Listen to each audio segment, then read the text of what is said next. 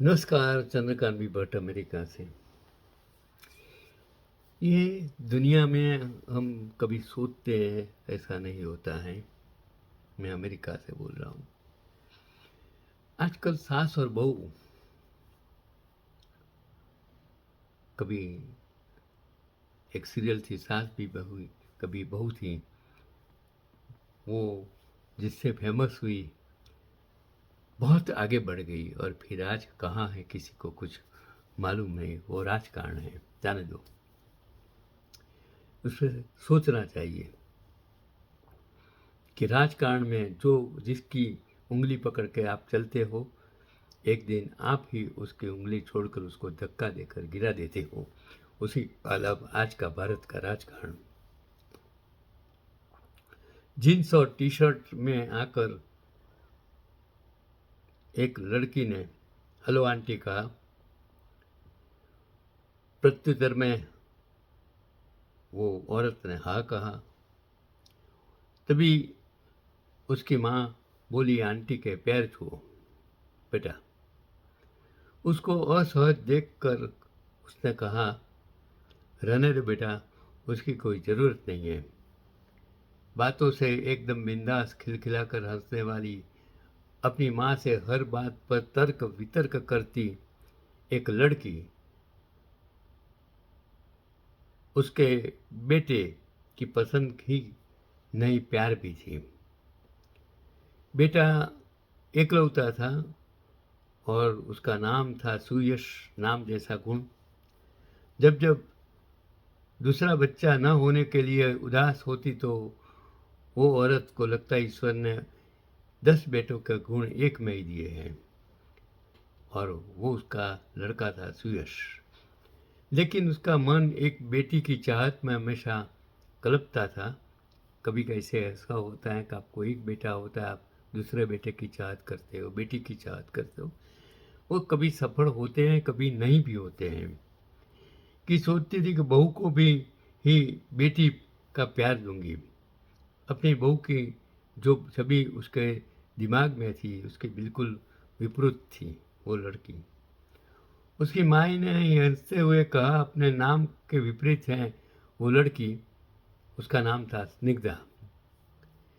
लड़कों की तरह वेशभूषा, हंसना, बोलना, अक्कड़ना, अकड़ता भरा हुआ था उसमें। जाने इस सुयश को क्या दिखा उसमें।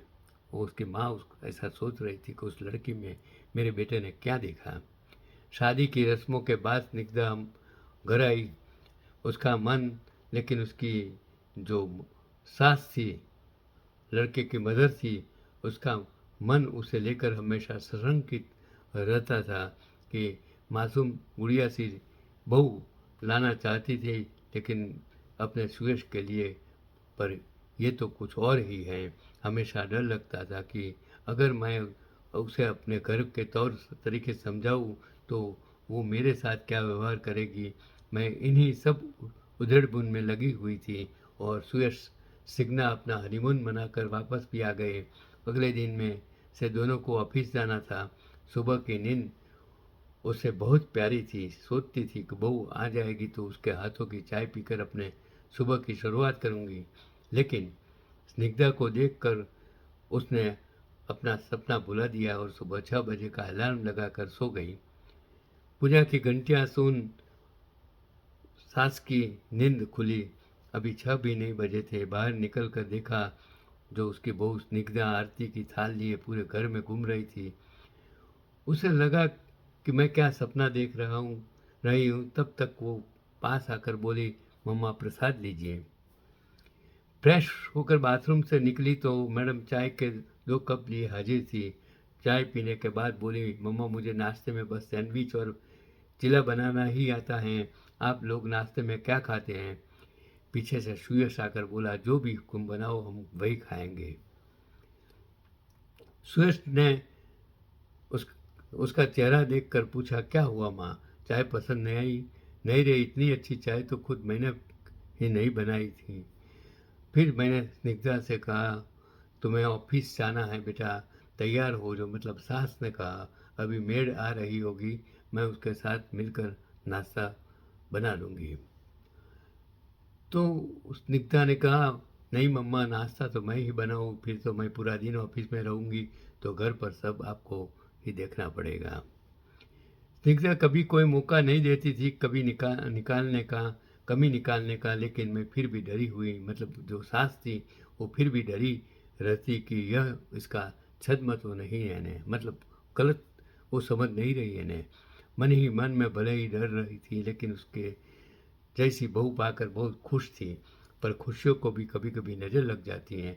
सब कुछ बहुत अच्छा चल रहा था कि विशाल कोर्ट हार्ट अटैक आ गया, और ऐसा लगा जैसे मेरा जीवन ही उजड़ गया। मैं से आईसीयू में बाहर से देख घंटों रोती रहती। उस समय मेरी स्निग्धा ने मुझे सास से बेटे क्या बना दिया। मुझे अपनी बाहों में भरकर चुप चुप कराती, ज़बरदस्ती अपने हाथों से खाना खिलाती, हर वक्त यही कहती, पापा बिल्कुल ठीक हो जाएंगे। हॉस्पिटल के बिल, दवाइयों का खर्चा इस तरह से ले देती जैसे उसके अपने पापा का इलाज हो। आईसीयू के बाहर खड़ी होकर विशाल को देख, मतलब जो सास थी उसके पति को देखती रह, उसके नाम आंखों की को भी देख लिया था। सुयश और उनके सामने मजबूत चट्टान बनी स्निग्धा वास्तव में बहुत कोमल थी। घर आने के बाद भी उसका पति का, मतलब ससुर का ख्याल वो उनसे ज़्यादा रखती थी। अपनी नई नवेली शादी के बावजूद देर रात तक वो हमारे साथ बैठती थी। मासूम गुड़िया सी बहू का सपना देखने वाली सास को एक मजबूत बेटी मिल गई थी, जिसका चोला पाश्चात्य था पर दिल एकदम देशी था। तो उसके जन्मदिन पर सुयश ने कहा, मैं तैयार हो जाइए, आपकी पसंद की साड़ी खरीदने चलने थे। मुझे कुछ भी नहीं चाहिए सुयश, तूने स्निग्धा के रूप में मेरी ज़िंदगी का सबसे बड़ा तोहफा दे दिया। मेरी भीगी आंखें पोंछ कर सुयश ने पूछा, मतलब उसकी मम्मी ने पूछा, वैसे हैं कहाँ आपकी दबंग बहू, जिसने अपनी दबंगाई से आपका भी दिल जीत लिया। तब तक स्निग्धा ने उसके गले में अपनी बाहें डालकर कहा, हैप्पी बर्थडे मम्मा, और एक पैकेट पकड़ाते हुए कहा, ये दुनिया की बेस्ट मम्मा के लिए। पैकेट खोलकर देखा तो उसमें कांजीवरम साड़ी थी, बिल्कुल वैसी जैसी वो हमेशा लेना चाहती थी।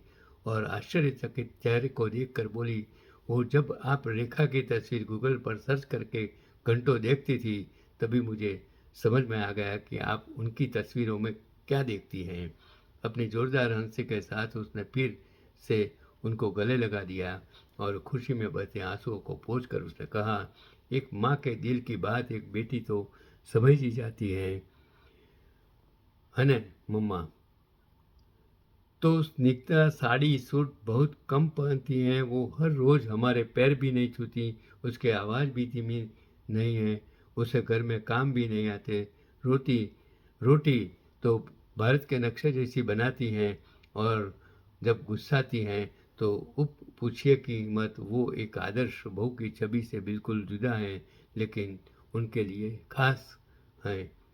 तो आदर्श और नियमों पर पड़ गई भारी सबसे प्यारी बहू हमारी। कभी कभी हम सोचते हैं उसके बजाय जो इंसान को हम बाहर से देखते हैं वो कभी अंदर से जुदा होता है, जो अंदर से देखते हैं वो बाहर से कभी कुछ और होता है।